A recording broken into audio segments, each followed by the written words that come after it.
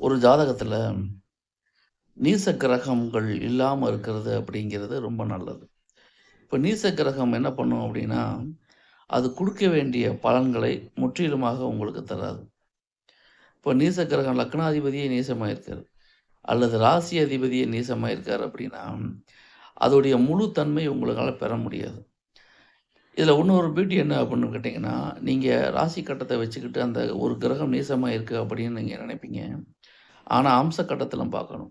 ராசி கட்டத்தில நீசமா இருந்து, அம்ச கட்டத்தில ஆட்சி உச்சமா இருந்தா, அம்ச கட்டம் தான் பலம். அப்ப எனவே, பொதுவா ராசி கட்டத்த மட்டும் தீர்மானிக்காம, ராசி கட்டம், அம்ச கட்டம் வச்சு, ஒரு கிரகம் ராசி கட்டத்தில எப்படி இருக்கு? அம்ச கட்டத்தில எப்படி இருக்கு? 2யும் கம்பேர் பண்ணி, அதுக்கப்புறம் அந்த கிரகத்துடைய பலன தீர்மானிக்கிறது அப்படிங்கிறது தான் புத்திசாலித்தனம். ராசி கட்டமும், அம்ச கட்டமும் இணைந்தே தான் செயல்படும்.